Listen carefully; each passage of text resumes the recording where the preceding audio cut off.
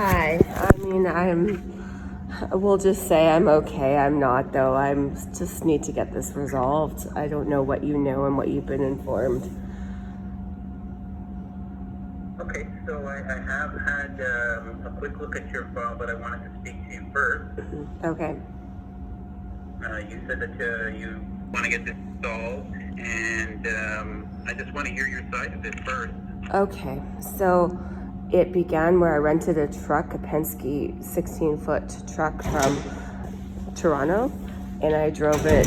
My destination was to Calgary, and it broke down mechanically in a place called Gladstone, Manitoba, and like lights were coming on, and so I called Penske's 1-800 number. They sent somebody out on that site. He looked over it quickly.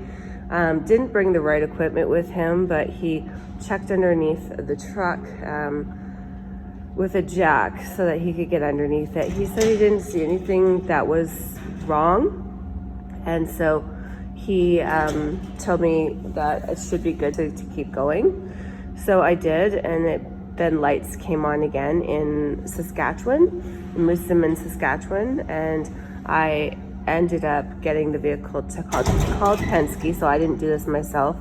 Had the vehicle towed to a repair shop, and what happened was the tow truck driver, he put the vehicle on the tow hoist, and then he pulled over to attend to another vehicle that was stuck in a snowbank, and he pulled it out and then put my vehicle right back up on it. So my vehicle was in fact towed twice.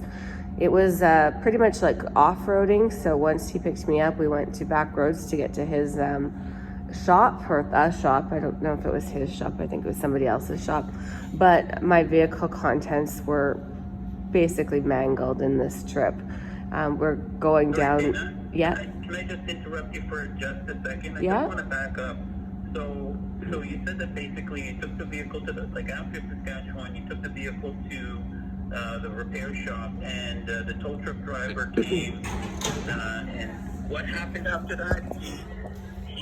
Did he disconnect or dislodge your vehicle to help the other vehicle out of snowbank? Essentially, my vehicle was towed twice within an hour's time. And I think that's where we got a really substantial amount of damage. My vehicle, he came and picked me up, and I wasn't even thinking about it. I don't think he was thinking about it. I think it was just an accident. Okay, so the second... So your vehicle was towed twice, and your contents, you believe, were damaged when? Okay, so all in during this time. So what happened was he picked me up, put the vehicle on the hoist, drove probably 15 minutes, put my vehicle down, picked up another vehicle, and pulled it out of the snowbank, then got my vehicle back up and took it to Davidson's repair shop. And going from that accident, like with the other car, into the repair shop, we were going down a very, very, I don't think I've ever been on a road that's more bumpy than that road. So we get to the repair shop, and then he drops me off at a hotel, and I stayed the night at this hotel in Saskatchewan. And the next morning I asked how the vehicle's doing. They said they're probably going to need to keep it another night. They found all this stuff wrong with it. And so I had the manager of that hotel, and her name is Kim, and I spoke with her, hoping that she could just verify to Colleen and Colleen to call her. I actually gave her the phone number, that she drove me out to the repair, Davidson's Towing Auto Body Shop, the next day, and I was going to get my computer out of the back of the truck, and I didn't get it because I couldn't open the back any more than a foot and a little bit. So it was impossible to get anything out. I could see that it was a complete disaster. There was some sort of substance all over my belongings back there. At the time, I thought it was a fire extinguisher that went off, because I had that back there, but I didn't know for sure. It was a mangled disaster just from what I could see. I went back into the car and I told this manager of the hotel that, and we just went back to the hotel. I didn't get my computer, so she was aware that there was instant damages. And then I stayed another night and I was waiting to get the vehicle back, and I didn't get the vehicle back until about 5:30 that evening. So essentially in like the 3 days were taken, away from my time that I'd rented the vehicle, and I was 3 days behind schedule. So at that point, the contract, in my opinion, was breached. So what happened was I continued driving, and I drove to Alberta, and I knew the contents were a mess, and I came to Edmonton first because I had my son lives in Edmonton and my parents live in Edmonton, and I had some gifts for them, and I was going to have him help me get everything organized. And as I was coming towards Edmonton, I was just before Sword Park, lights started to go back on again, and I was like, oh great, this is like the third time this has happened. So I called Penske again. I told them about that. I also told them that my back hatch was not opening, so I'm going to need some help to get that opened, because all the contents had shifted so badly we couldn't even open the door. So they sent a repairman out to unblock the door for me, and he did that in Edmonton, and instantly it was just a disaster. And so then I called the guy that I rented it from, Mohammed, and the manager of Penske in Toronto, and he told me that I could bring it in. The guy that came and repaired it said he recommended also it get brought in. At this point, we had the service StabiliTrak, the service traction control, and then the engine light came on after, the next day. So what happened was the guy that came out to get it said, you want to take all this stuff out of the cab if you bring it in. So I took my stuff and put it into a storage unit in Edmonton, and as I was unpacking stuff, I took photos. I noticed lots of stuff was damaged, and in doing so, I had bruises all over my body, and I broke my rib. I broke my 9th rib undoing this, moving this stuff into this storage unit. Took 2 days. I had some friends come out and help me with the heavy stuff. They pretty much did that because at that point my rib was too sore. And so I've been trying to get in touch with insurance and how to deal with this. The whole insurance claim was a complete runaround. It was very difficult, even just to get to Colleen. I went through about 5 or 6 different people, and I finally got through to Colleen, and she said this was where I was supposed to be at, and so that started the ball rolling on that. I've been stranded here in Edmonton, and I just feel like I've been getting the runaround, and I haven't gotten anywhere with Colleen and Shailene, who was appointed by Colleen here in Edmonton to talk to me and meet with me, and she did. She came out to the storage unit. I gave her a recorded statement, which I later was told I shouldn't have done, but I didn't say anything that, I thought I didn't say. You know what, it's never good to say a recorded statement. I've learned that. But because she did say, she said, you moved the stuff on your own, and I felt like the blame was starting to be shifted and put on me, because she's like, you didn't use strapping to strap it down. And I said, well, Shailene, there's no straps. No amount of straps would have saved anything from two towings. And so I felt like the blame was starting to be turned away from Penske's tow truck and the repairs, because it isn't just the tow truck, it's the timing and the repairs that have, threw my schedule off now 6 months. which is completely unacceptable. And finally, I just am like, I can't do this anymore. I need somebody to step in because I'm getting absolutely nowhere with Shailene and Colleen. And so I don't know what the next step is. I feel like I'm going around in circles. Like I'm asking them, who the insurance company is. I called the superintendent of insurance yesterday, and they said that they would need the insurance company name. And then Colleen I've asked her that probably 7 times, and I haven't got a response. And she keeps saying, there is no insurance company. It's directly through me. And I'm like, well, please explain how. Because I was always under the understanding this was insurance, and even Shailene's been calling it insurance. And no one's talking to me. They've decided to communicate by email, which is answering 1 out of my 10 questions every time I send an email. So it's stupid for me to continue emailing them because they're not answering what I'm looking for in answers.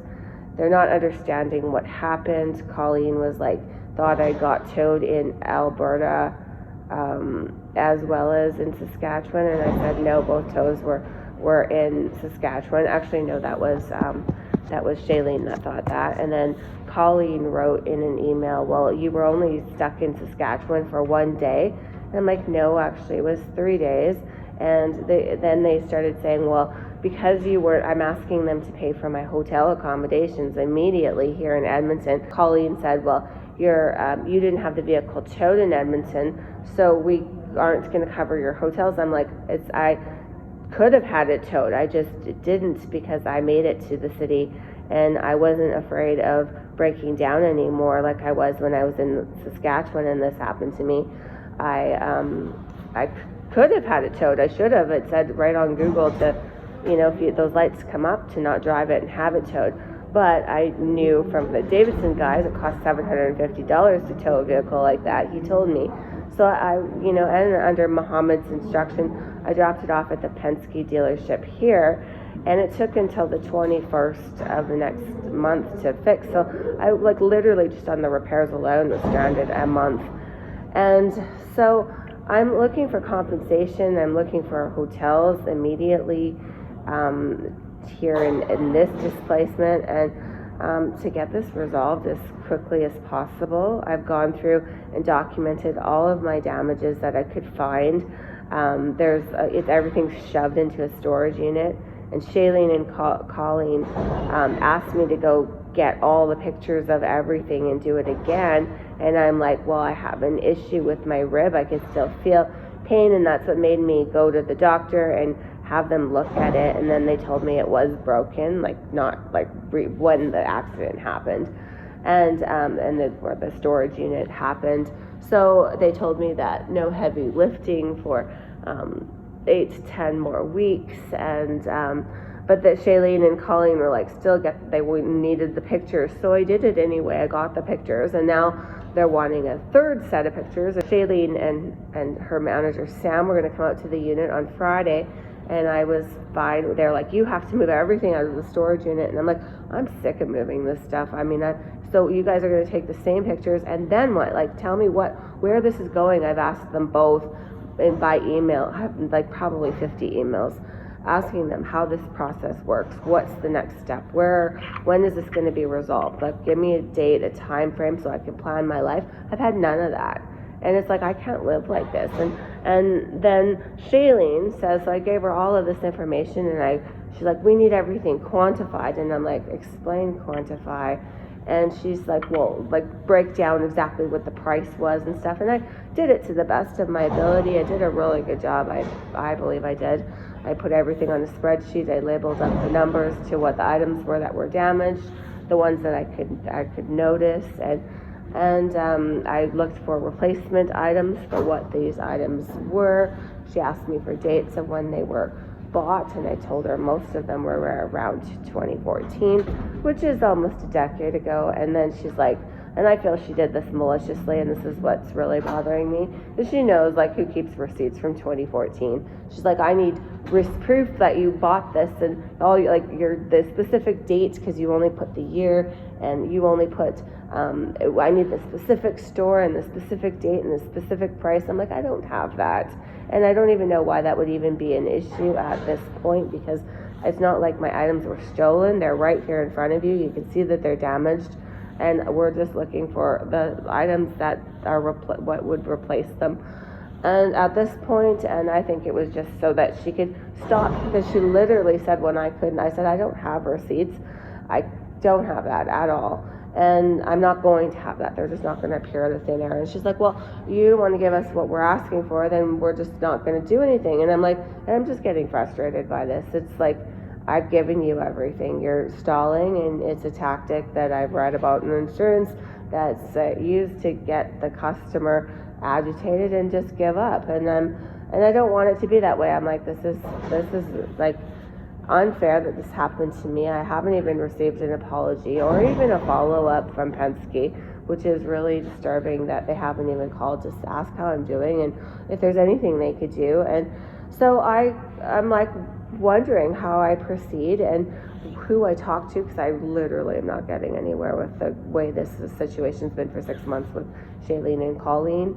I was in Los Angeles, and Shailene sent me a message saying that, like, after I said, I need you to put this at the top of your list, top priority, and then she sent me a message for an offer, and I flew in, and I met with her and her manager, Sam, here in Edmonton. I flew in from Los Angeles, like the next day. I booked a boarding pass, and for her to lowball me and offer me $10,000 on what contents that I've been able to add up are in, around $100,000 just for the contents of the damaged furniture. This is all luxury furniture that I have pictures of this furniture in my mansion, which I googled of like, how, if you don't have receipts, what else can you use? Because I'm like, there has to be something. I can't be the only person that doesn't have receipts from 10 years ago.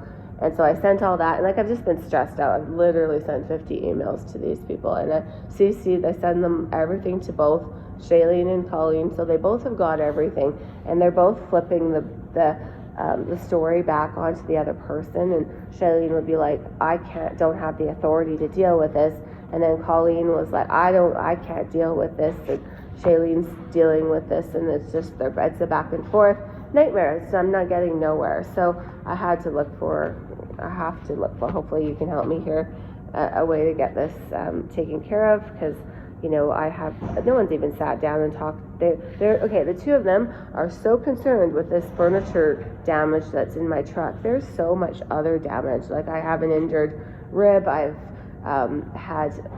been displaced and stuck in Edmonton. I have an online store that has not been functionable. I have had no computer, internet. Like, it's just been, there's a lot of things that have gone wrong, and it's been 6 months of this, and no one's rectifying this. No one's making it better for me, and I decided, you know what, I have to take this up a level and see if there's somebody else out there that can make results happen, because I don't want to be stuck in Edmonton anymore. It's like I'm stranded. I can't leave, because if I leave, I can't take this. I don't, firstly, for 3 reasons. Shailene's asked me, why haven't you moved the stuff in the storage unit? And I said, well, because you guys are going to blame me and say I damaged it by moving it from here to another place. I also was injured. I also have had no direction as to how this process works. I have asked them multiple times in email, and I can verify that I've asked that question.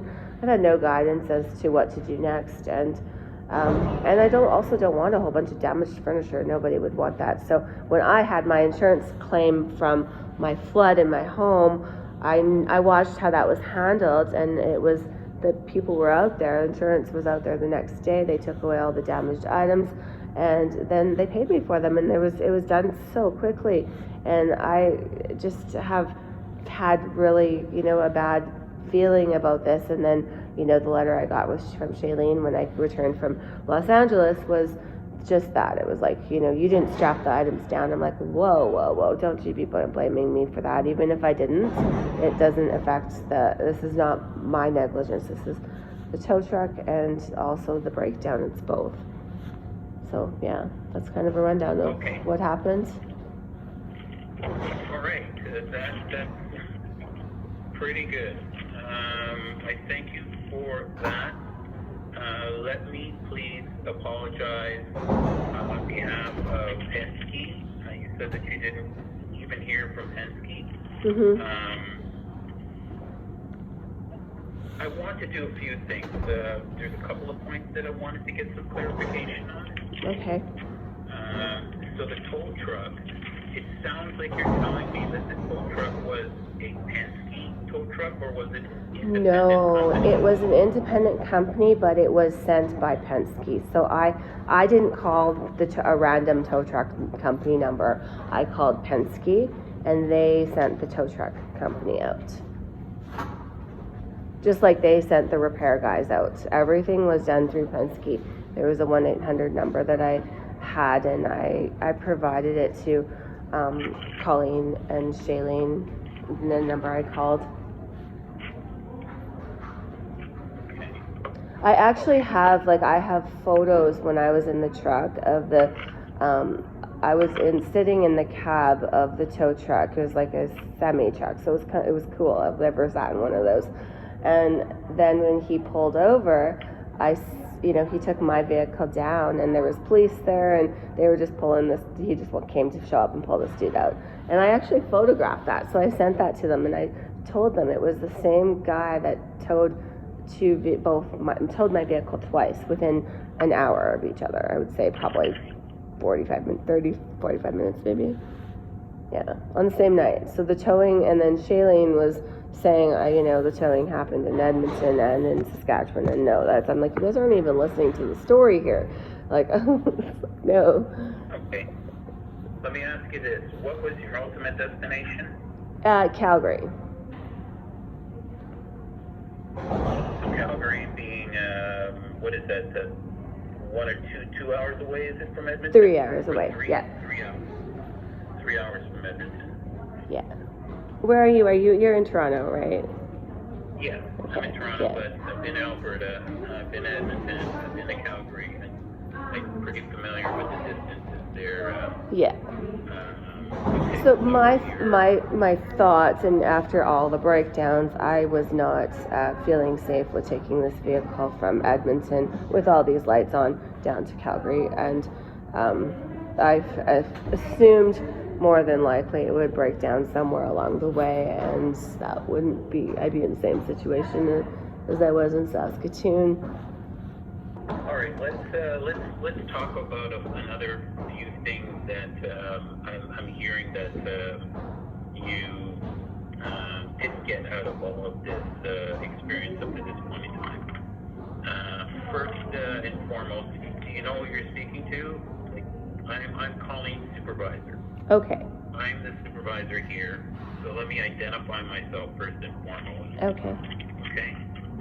I'm a supervisor here at Gallagher Bassett for Penske. Okay. We are third-party administrators. Okay. We handle claims on behalf of Penske and their insurance company, who is Old Republic of Canada. Okay. All right. Okay. Because these are, I am concerned that you're not getting answers. I've even asked that, who is the insurance company. I've asked Colleen that multiple times, and she's like, "We're not dealing through insurance." I'm like, oh my gosh, I could have swore it was always insurance, and Shailene's referring to it as insurance, and so I don't know what Colleen thinks we're dealing with here. I don't. Right. Yeah, right. I'm confused. I can see both sides. What happens is that Penske, they self-insure to a certain point. Okay. They self-insure. So when they say that it's not insurance, what they're really talking about is the fact that Penske self-insure up to a certain amount, and then anything over that amount would go to their insurance company. but the amounts that we're talking about Okay. here are not anything that the insurance company would necessarily want to be concerned with. Like, Okay. it's not something that would pierce their, like the amount is not something that would pierce their threshold for them to be concerned about it. They would just basically say, Penske, please handle this because it's within your either deductible or SIR. Okay. So that's where we're at this point. The next thing that you need to know is the claims process. You've asked what the process is, how Right. does this work, etc. So let me explain basically a claim 101 to you. Okay. Okay? What happens in any claim that's made is that one, we have to obviously undertake an investigation. Mhm. Right? That investigation is a lot of questions. We need a lot of answers. Some of those answers may lead to other questions, and it's all done with the purpose of trying to establish whether or not there is any liability. Mhm.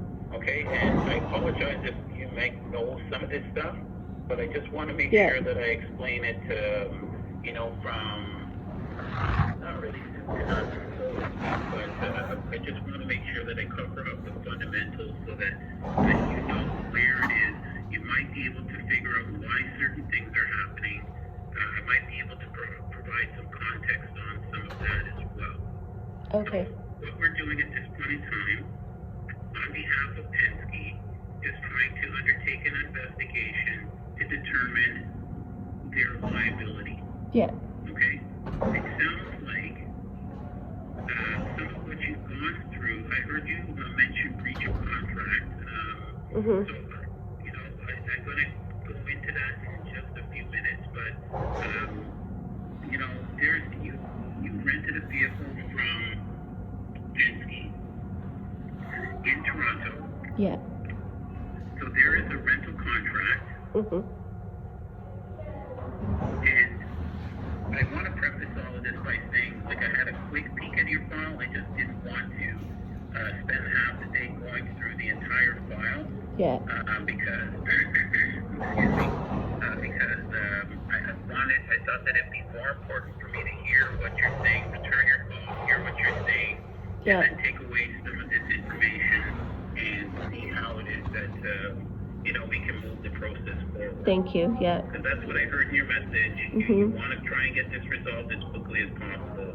Mhm. Let me listen to you and try and find out what the issues are and take that and see what can be done. Yeah. Okay, just a second. I'm just taking my own notes.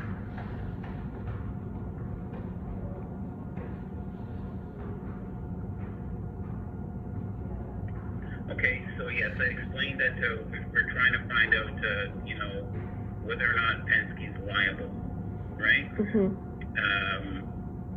We're going to have to look and see what your contract says. I have not done that yet. I purchased insurance through Penske. I'm under the understanding that it was just for if I was in an accident, that everything would be covered on that. And I wasn't in an accident. It was. Right. It wasn't that, and this is different. Like this is.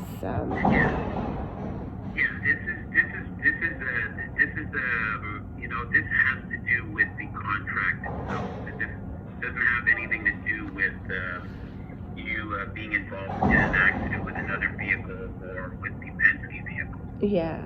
It's just the I've been referring to it lately as an accident, with the towing and with just the situation, but yeah.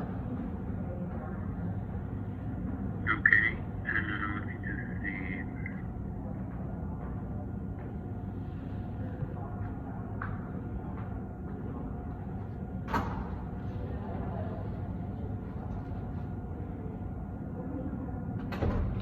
what I said to Colleen and to Shailene in both of their messages is that my vehicle should have been towed on a flatbed, or they should have known, because they've done this before. I can't be the first person that's had a vehicle breakdown, and they should have transferred the contents from one truck to another truck, either way, instead of towing it on a regular tow, and twice.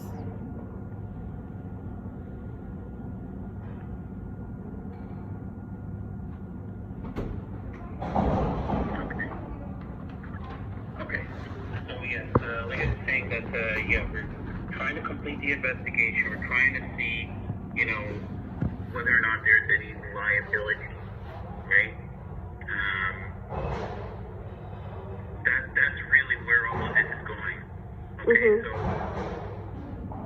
the other part of it, in any situation that we review and any claim that we handle, the next thing that we're looking at is the quantum, and that was what I think you heard before. Somebody was asking you to quantify. I think it was Shailene. You said was asking you to quantify your damages, right? Yeah. Which I did. I provided that.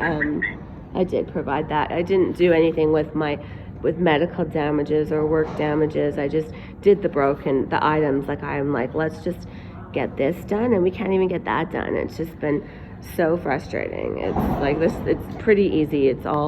I've done a very good job on identifying the items that were broken and putting a price to it, and putting photographs to match the damages, and even photographs that were of my home, that I owned the house, or the item, so I've done my due diligence on that, and now I just feel it's just being, it's going around in circles, and it's unfair, it's frustrating, it's not right.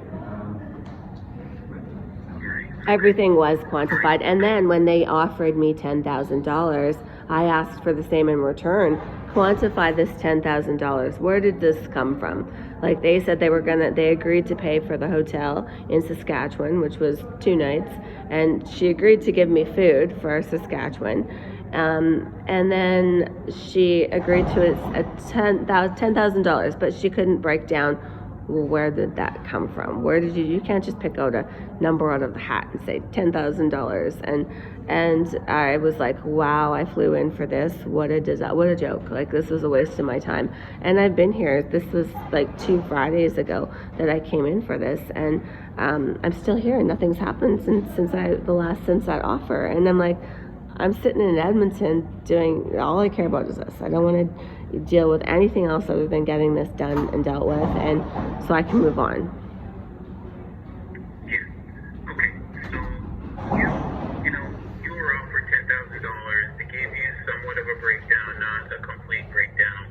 No breakdown. I mean, that don't always work that way. Yeah. I will tell you, after many years of handling insurance claims, you don't always have a specific number to break something down. Right. Especially when you're dealing with some abstract figures. I heard that you don't have receipts. Excuse me, I'm so sorry about that. Yeah. That your furniture is your own. I heard you say that it's luxury furniture. These are things that if they make it more difficult to put a figure on. And in the absence of having specific numbers to, tally up item 1, item 2, item 3, item 4, there is some give and take that comes with that. You have an expectation of what it's worth, and Penske has to come up with, what it is prepared to respond to that. So what I would say, first and foremost, is don't take it personal. I understand that this is your furniture, this is your experience, you are the one that is encountering all of this. I totally get it, but what I'm trying to just open your mind to is that the other side has its own view of it as well. Yeah. So if differ from yours. So, it might be drastically different. But, each side, just as you're entitled to what you think it is, they're entitled to what they think it is as well. So just keep that in mind when it is that, we go through this process. This actually takes me to the next part. I was trying to explain to you the claims process. And, after we complete an evaluation of that, and that kind of is the quantification part of it, there's the negotiation and settlement part of it. And that's what I'm hearing that, it seems like the negotiations kind of got started. And you had an expectation that they obviously were not agreeable to at that point. But we're still moving through the process. Yeah. What I'm hearing is we want to try and get this done sooner rather than later. Yeah, I just want to move forward. I'm stranded here. Like, I'm literally feel like I'm being held hostage in Edmonton, that I can't go forward because I can't move the stuff out of storage, or I'm going to be accused of damages, because Shailene was going to come out on Friday. I don't know if that's still happening, because I don't have receipts. I'm like, how is that even related? But she was going to come out to the storage unit on Friday, and maybe, that like somebody should come out and verify it, so that I don't know what to do with this stuff. I don't want it because it's damaged, and do you know what I'm saying? I move it, and then I'm going to get accused of damaging it even further. And I'm in a pickle here. I'm in a bind. I hope you can kind of understand, see what I'm saying.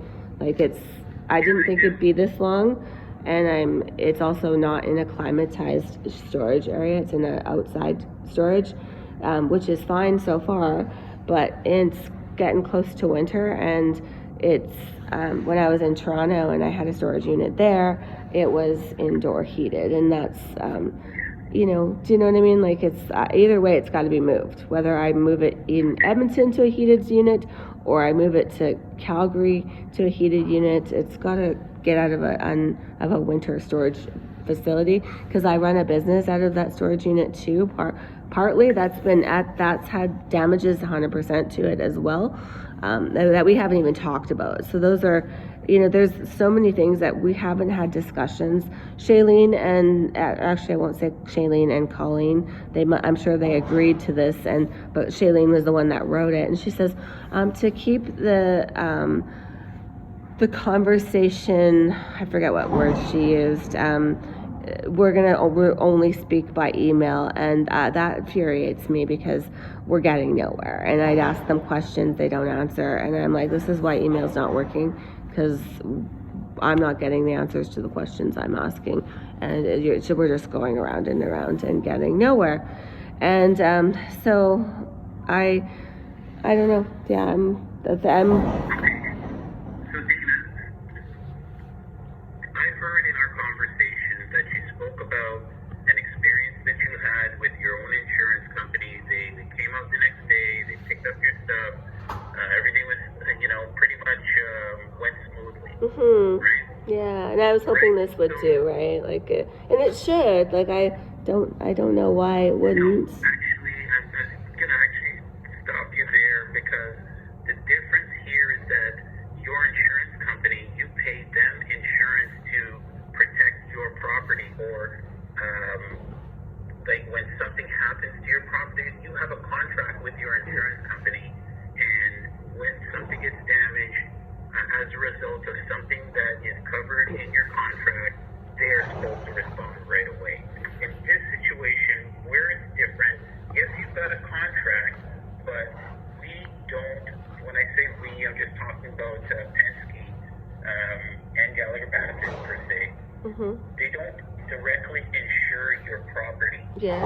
Right? Yeah. They're not your insurance company for your property. Yeah. So it's a third-party liability, right? Like, that's what this is. Pardon me? This is a liability case. Yes, that's what I was talking about before, the liability aspect, because this is, this is civil. This is not a criminal case or anything like that. We're dealing with a civil matter, and civil matters are kind of determined based on liability and damages.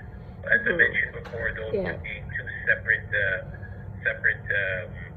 items. Yeah. So that's a little bit of where all of this comes. Yeah. But please dynamic of understand. it is different. That's right. Please understand that every day is ruining my life. Every day is damaging my life, because the longer this goes on, I'm in Edmonton. Like, I have nothing. Everything's I'm living out of a suitcase. My stuff is in storage. This isn't a way to live, right? Like, to the point I don't even want to be in the city, and I've left a few times to leave and to even like shop for items that were damaged. I've done that. But every day that this goes on is damage to my life, and it's interfering with my happiness and my situation. So it's kind of, because I can't just, like, I can't move this stuff, and I don't want to stay in this situation like this. Right. Okay. Yeah. Sounds like you're actually, doing some of the things that I was going to also explain, where damages are concerned or quantum, and that is mitigation. And mitigation just means that you just can't throw your hands up and say, woe is me, pay me everything. You have to do what you can to mitigate or reduce the overall amount of damages that you would be claiming or seeking as recovery. So, when you're looking for other stuff, you did that. You found items that, are, I believe, perhaps like kind of quality. Like I said, I haven't reviewed your file in detail at this point. I'm just trying to listen to you. And, that would be taken into consideration as well. So, where are we right now? At this point in time, I think that I hope I've done a few things for you insofar as at least, you getting a hold of somebody, in management that has heard your situation. What I pledge to do at this point in time is to go back, take all of the information that you've just given me, review that against the file. I know that you just said that every single day this is, pretty much tormenting your life.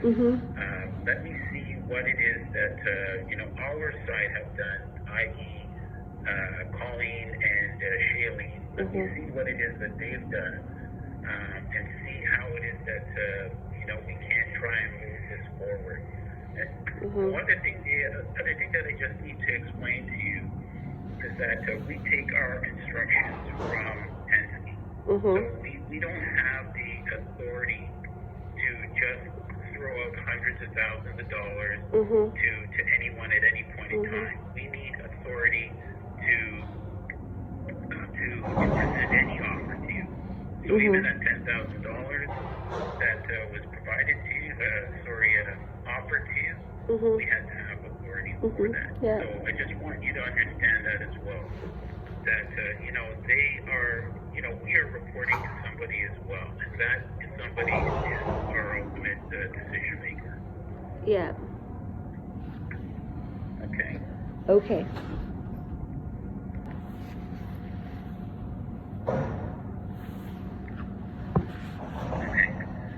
I'd like a couple other details. I heard you say that you cracked your 9th rib. I heard you say that you went to the doctor. I heard you also talk about your business being affected. I heard you say that there are other things that were not discussed. Yeah. Why don't we go over those things right now, just to make sure that I have a fulsome appreciation for what it is that, this situation involves. Okay, I'm going to say the number one most pressing issue right now is I need to get a hotel paid for here in Edmonton or anywhere while this is going on. That's a priority. I'm stuck and I need a place to stay. Can I respond to that? Yep. So in these such matters, like I said, we're not the insurance all of it. Like, we can't issue what I would kind of call an advance payment. We can't. Yeah, I still haven't been paid for the hotel in Saskatchewan, so I don't. And if I was to, I added this up and I sent them a notice that if I was to have paid just that same price, I'd be at $22,000 for a hotel. I can't do that. I need a place to stay. I can't wait until this is, until this is negotiated. Yeah, like I said, the only way that this is going to get resolved is on a full and final basis, and that's where, like I said, if you had wanted the $10,000 that they were offering at that point in time, they would have been prepared to, cut a check for you at that point in time. Yeah, and that's silly, right? That was. Right. Well, that was unacceptable for you, but I'm just saying that. I think it's an insult that they would even offer that, to be honest. And I flew back from Los Angeles, and I would rather be there than here. I'm in Edmonton, that's damages enough, right? I have trauma from this city. I have bad things that I don't like being here. Even just that alone is damages. I'm being forced to live in a city where I've had some really bad things happen to me. I don't want to be here. And I came back 2 weeks ago to meet with Shailene and Colleen for the most pathetic, disgraceful offer.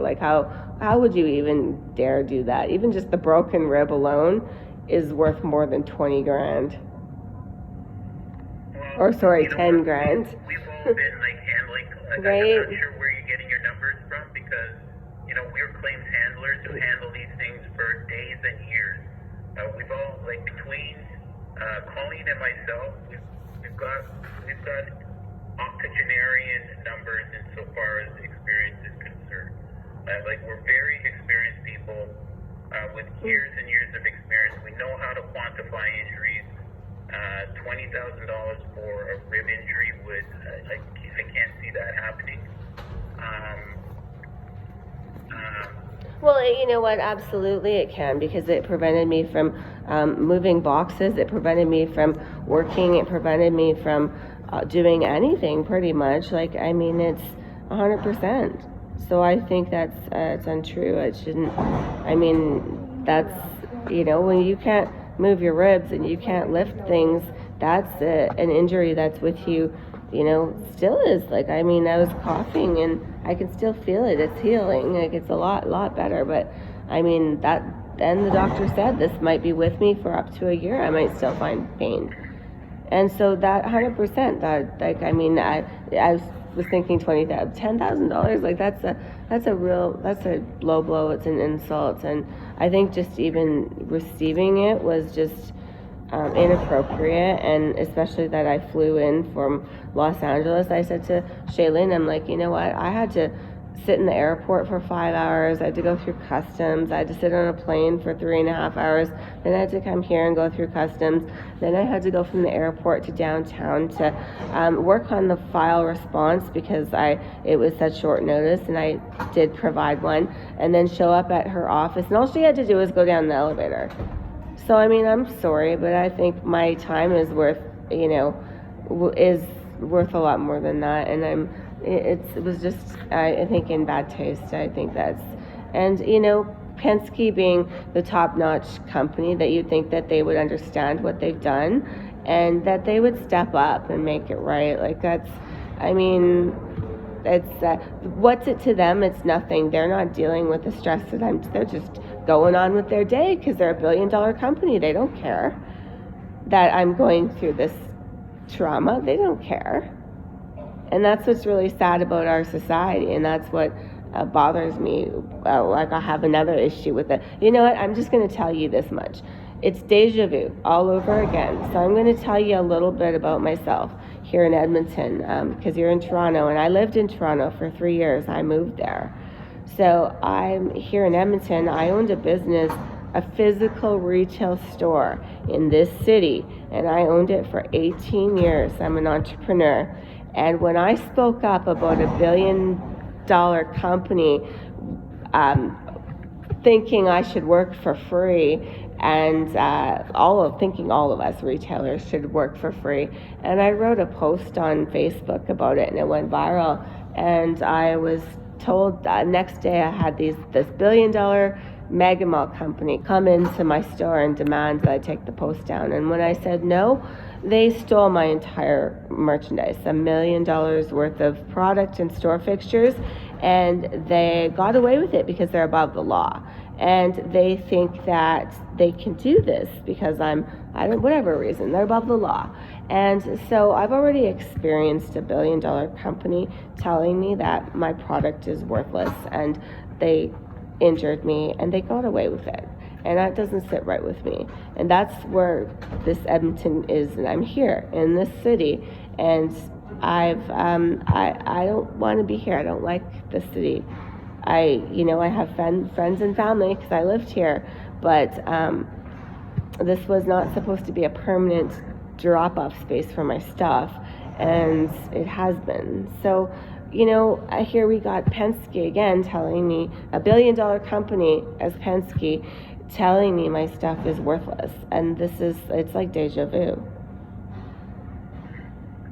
Okay, so there are some points that we're going to need to agree to disagree. That's unfortunate.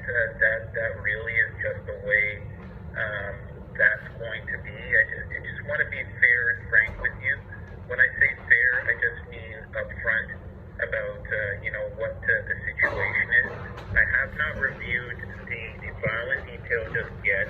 Yeah. I have been in meetings pretty much all day. I actually missed a couple of meetings since we've been on the phone. But what I pledged to do is review the file. Tomorrow is Thursday. What I'd like to do is get back to you by Friday, just to see where we're at, if there's anything more that can be done. We can try and reconcile. But like I said, I was trying to hear a little bit more. I started into the injury. You talked about your business as well. I don't know what the situation is there, but the one thing that, if I can be honest with you, I know that it seems like a lot of things have happened to you, but we can't connect everything. Let me, I just don't want to offend you. I want to choose the right words, but, it's not all Penske's fault. Well, if Penske would, fix this immediately, instead of it dragging on for 6 months. For 6 months, it's been Penske's fault. Because I can't move forward. I'm stranded. I'm stuck here, and what do I do? Right. So, again, it's been part injury, it's been part... You've got options too. Like, if you're not happy with the way things are going, you have options too, right? So, not really. Not really. I don't really. My stuff is here, and I haven't even had anyone come and pick up the damaged items so I can deal with this storage unit. I've asked that so many times. Hasn't happened. That's your property. We can't come and pick that up. We can't come and pick it. It's not our property. Yeah, but it's being held hostage, because if I move it, then the damage will become my fault, and I'll be blamed from damage if I move it out of this. You documented it, right? You know what? I've documented it, and it doesn't seem to be enough, and this is why I feel like it's frustrating, because Shailene hasn't been out there. She was going to come out she came out once, and she did look briefly over at it, and then she was going to come out again on Friday, and I don't know if that meeting is still on, but because I don't have receipts, that became an issue, and she hasn't replied to the emails that I sent her and Colleen yesterday.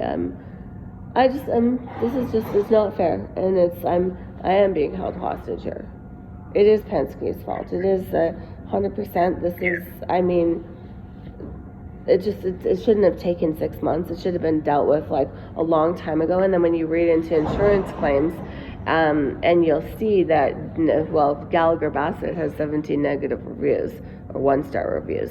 And I read that, and feeling like insurance companies are right where lawyers and mega mall owners they're all the same. It's a run around, and the big guys just like to gobble up the little guys, and that's what it feels like it's happening again. And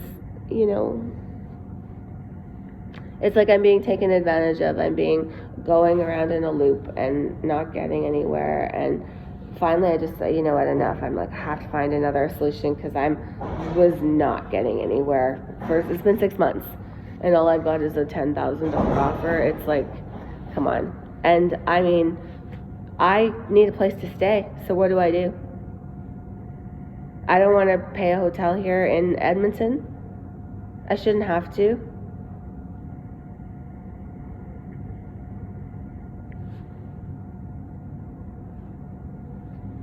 Like, I think that's the absolute bare minimum that they can do right now. Yeah, no, that's not going to happen. They're not going to do that. But what I can say, like I said, is I want to review this. I'd like to get back to you on Friday. I did call you today. I would like to call you back on Friday if we can agree on that and take it from there. That's really what I can say. It's not the ideal response. I know you're looking to resolve this. That's what I want to do.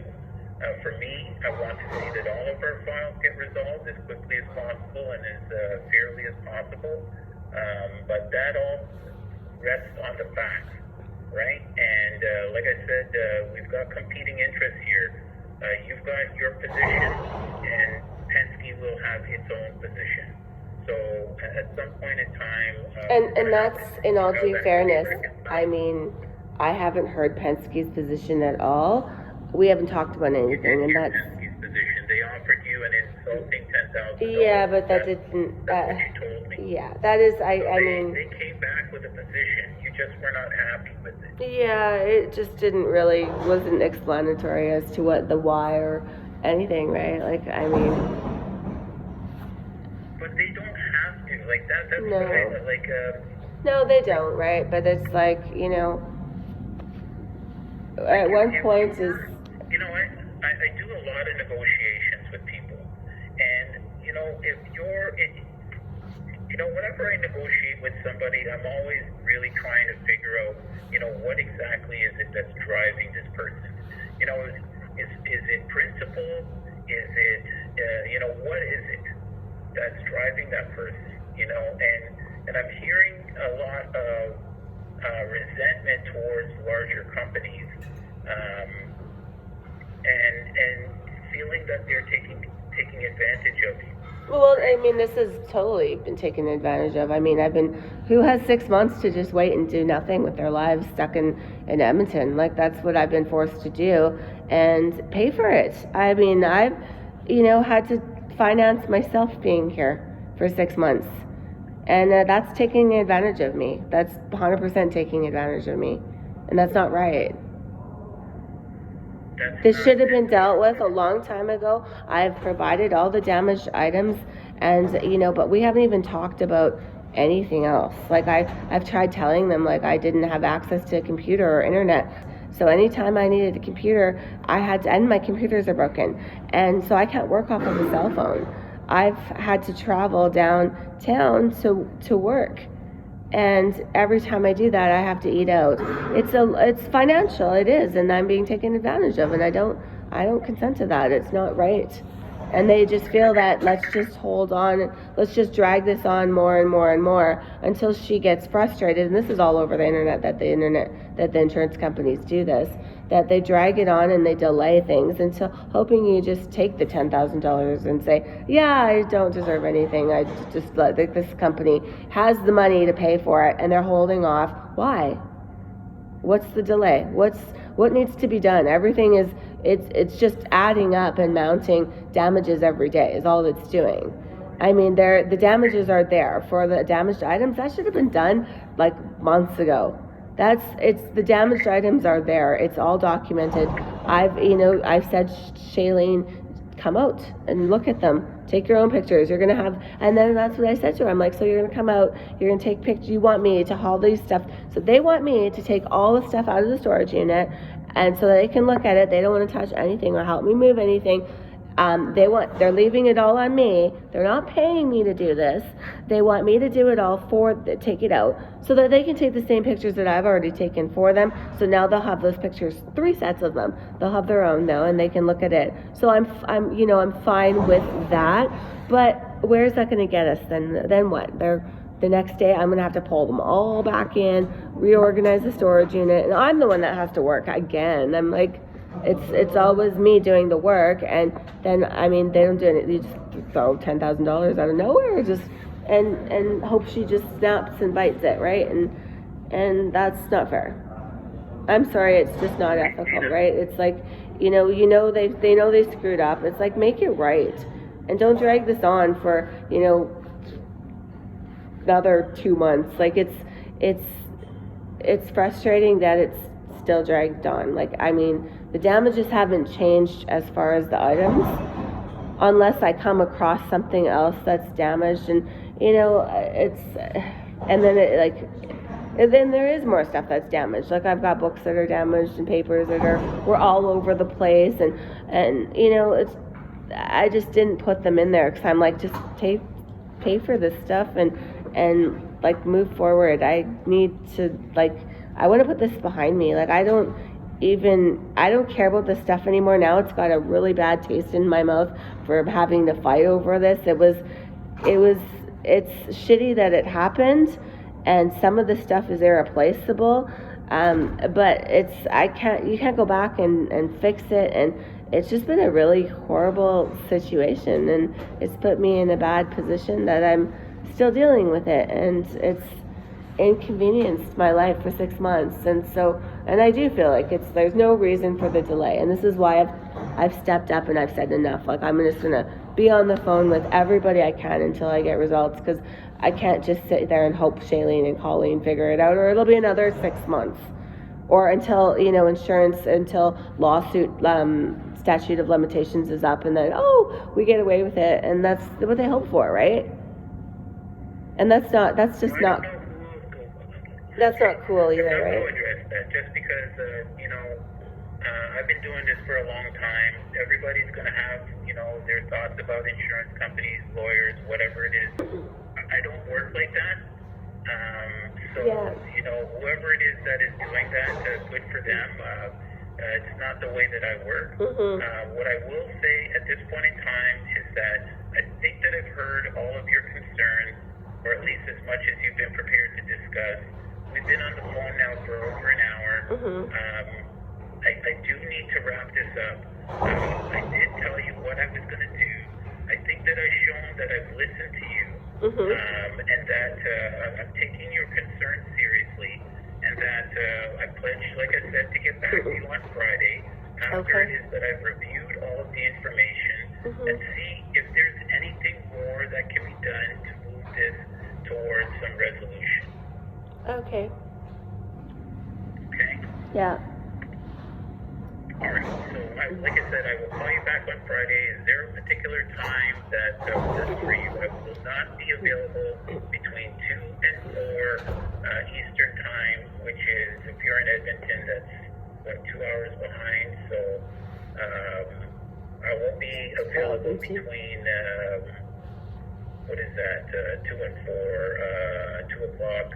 12 and 2. Time is 12 and, that's right, 12 and 2. So 12 and 2 your time. Okay. Well, you can call me in the morning, whenever. Yeah. Friday. I'd like to get this, dealt with. What I can say, I tried to explain the claims process to you, right? The investigation and the quantification, all of that, the negotiation, the settlement, and all of that. I tried to explain all of that. Where we seem to be having a bit of an issue, I can tell you at this point in time, is the quantification, because we don't have value. Actually, I shouldn't say that. I haven't seen the value, so I haven't seen your spreadsheet. I do have business, issues that I have, I was injured. That's a lot of stuff, and I mean, I haven't been compensated for anything, and it's I just think it's way past overdue. 6 months. Like, how long do you anticipate this to take to resolve? I don't know. I'm going to look at your file and I'm going to... Well, I've gone through and I've put prices beside almost every item that was damaged. What I haven't put a price towards is... You said that you sent them all of this information. You sent them pictures, etc. Let me have a look at the file. Like I said, my primary focus at this point in time is to call you back. Make sure you got a call back as soon as possible so that we could acknowledge your concerns. That was the purpose of my call. Thank you. Yeah, I mean, I hope this just goes for. I don't know why it needs to drag on much longer. I mean, I don't. Is there a reason it needs to drag on much longer? Like, is there something that is? No, I don't know. That to you that we don't have, like, we report to our clients, right? Like, we just don't have hundreds of thousands of dollars sitting around waiting. We have to have approval for whatever it is, like whatever it is that is offered to you. Yeah. Has to go through a process, as you can imagine, as a business owner, right? You should know that you have to be able to account for everything, and we have to be able to prove what it is that we're recommending to our clients, right? And at this point in time, part of what I can see as being a little bit of an issue is the fact that we, and to no fault of yours, you don't have receipts for your furniture, etc. No, I mean, I'm just saying and that's sorry. It's not. People don't keep receipts forever. You know what I mean? But I'm saying that in the absence of receipts. But for a lot of the stuff, I was able to locate like the identical item. For example, I had some Roche-Bobois bar stools that were damaged, and I found comparable stools online with the same hydraulic system, the lift, but they had a different bar stool top. And so I put those in there as a comparable, and then I saw my stool on there. It didn't have a price. When I was in Montreal, I went into the store. I got the actual price of the exact stool that I still have. They still sell it. So, I mean, there should be no argument there of what that chair is worth. I mean, you can call and get that price yourself, right? So it's the same stool. They still sell the extra cushions that I bought. So, I mean, I don't know why we would even have an argument over the price of something like that. Not everything is that clear cut, but I mean, just the stools alone are worth $6,000 and $68, I think, when you add the cushions, and then that includes the $10,000 offer. So I'm like, where are we having this disconnect? Let me ask you, this is very fundamental, and this is actually very, very important. Let me ask you this. If you thought that all of that was worth $6,000, would you be expecting Penske to pay you $6,000? For, you mean just the stools? Yeah, well, your damaged items, whatever. 100%. Like, they damaged it, so replace it. That's the only fair thing to do. It's like, if you broke something of somebody else's, replace it. Let's stop there if I can. You think that because they damaged it, they should replace it? Yeah, I do. 100%. Why would it be any other way? I mean... Because that law, they're not responsible for replacing it. Your insurance company, that's what I was explaining to you before. If you have insurance on your items and you have replacement costs on your policy, that would replace it. That's if I damaged it, I would be accepting of that. But I didn't. I'm not the faulty person. It's their error. They should do the right thing and pay for what they've damaged. 100%. Why wouldn't they? Why would it be any? Why should I take the loss at all on this? Yeah. Excuse me, Dana. What I'm trying to tell you is that they're not responsible for replacement costs. That's where I'm going with all of this. Okay, but is that right? Is that correct? This is not just Dana. This is anybody who brings a lawsuit to court. Okay? They don't get replacement costs. So I should pay for the difference because I They get the actual cash value of Yeah. their property at the time that it was damaged. Okay? That's what it is. You don't get replacement costs for your items just because, like, if you damage something that was 5 years old and you have the replacement cost now, you don't get the replacement cost for it. You get replacement cost less depreciation. Yeah, and not everything depreciates, right? Some things depreciate. If you can't get them anymore and they become rare, they appreciate. Not everything depreciates. And I just, this is just an ethics thing. Like, I mean, I'm a woman. I spent my hard money to buy those items, and they got damaged through no fault of my own. Penske should just do the right thing. It shouldn't be about the law. This is what the law said. It's just ethics. It's just dignity and respect. And it's just, and I'm sorry. Yes, we'll do whatever it takes to just make this situation right. And we're sorry it happened. And, that's the way a really respectable, ethical company should be. I mean, it's just, I didn't do the damage. I know it was an accident. I don't think the tow truck driver even thought about it. I don't think he maliciously damaged my stuff. Penske, just called him up trying to get me. I was stuck on the middle of the road, in the middle of nowhere, and it was minus 18. And I came from Toronto. I wasn't dressed for the occasion. I had flip-flops on, and I ended up in snow. And I was by myself, not knowing if anyone would show up. So it was a scary situation that I had to go through with the breakdown. But I would think Penske would just understand and be human instead of just be corporate greed and just it's all about the money and the replacement cost. It's like, do the right thing. Like, when do big companies just step up and just do the right thing? And the right thing is, what? Those are my $6,000 bar stools. Pay for them. Like I didn't damage them. They're the exact same bar stools. You can buy them now. Why should I have to pay any part of that? It's a unfortunate situation that happened, but it's not my fault. I didn't tow the items, and I didn't, you know what I mean? Like, but I'm the one that has to take the loss. Okay. So like I said, what I'm going to do is I will give you a call back on Friday. You need time to review this file and see what's in there, what it is that you submitted, what it is that has been said back and forth. And like I said, I'll come back to you and I'll see, what the situation is or what it is that I can tell you to where this is going. Okay, like I haven't even had a discussion with Colleen about any of the items, anything, even with Shailene. Like, it's just, I did all the work and I spent a lot of time doing the work, and not to even talk about it. We haven't even gone through the list. Like, it would have been the most logical thing. Like, okay, I've spent this much on storage. This is what I should be refunded on the storage. I should be refunded on, like, there's a lot of things I should be refunded on, and it shouldn't be a depreciation of, it's just, I don't know. I'm sorry. It just,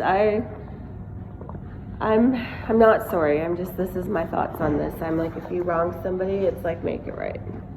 And Penske's a big corporation, right? Are they really going to be nickeling and diming over bar stool depreciation when they damaged my bar stools?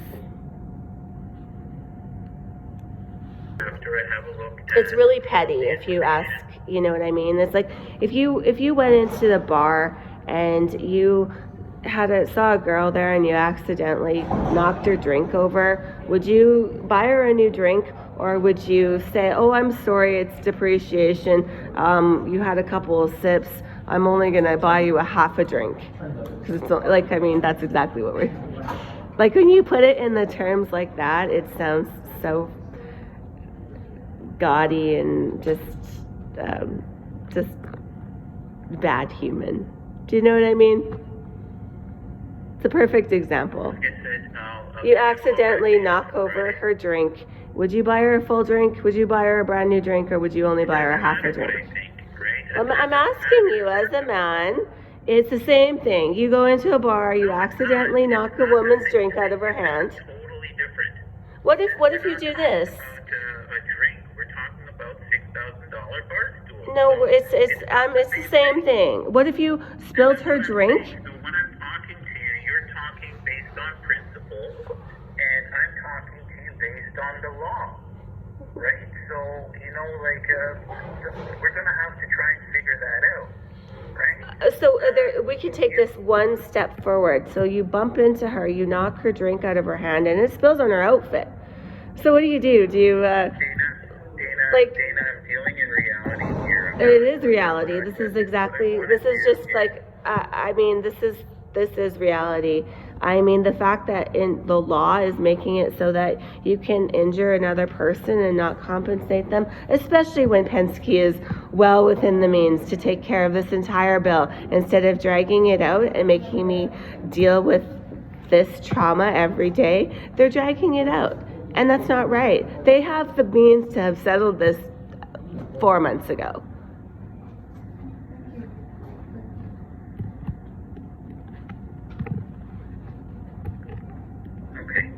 Like I said, what I'm going to do is I'm going to give you a call back on Friday. Yeah. Friday morning, that's what you've asked for.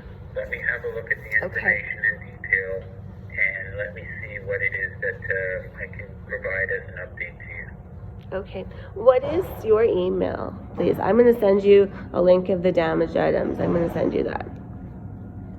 Gregory? Yeah. _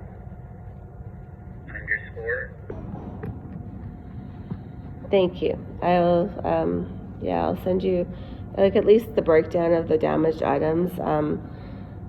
If we could deal with that and immediate, does everything have to be all dealt with at once, or can it be dealt with in parts? Like if we got this item stuff that's in the back, all the damaged tow truck item. Okay, so part of this, let me just kind of go over this damage thing too, because the damages are incurred two ways in this in the back of the truck contents. There was a whole bunch of rust that was on the back interior door hatch, like the whole back, and I photographed it, and that rust got on these bar stools, that rust got on my mattress, and my candle holder, a whole bunch of stuff. And so that's one part of the damage, is the rust, whether that was accelerated because of the towing, pushing the items into the back door, which it did, to get the rust on them, or whether the towing had no factor. The rust is separate from the towing, or it could have been a combined issue. But and then there's the towing where, it wasn't towed on a flatbed, and it was towed twice on a angle, and then all the contents just shifted to the front. So there's two different sections of the damages, and that's all on this list. And I don't know if that makes a difference, having, if there's two different reasons of damage, right? Like I said, I'm going to have a look at all of the information, and like I said, I'm not committing to anything because I don't know what the liability situation is. Yeah. And if there's no liability, then there can't be any payment for damages. But again, you have to look at all of the information to see what we have and what we don't. Mm-hmm. So let me do that and get back to you on Friday morning. Okay. And we'll take it from there. Okay. Thank you. Okay. Thanks for your time. Thank you. Yeah. Take Bye. care. You're welcome. Bye-bye.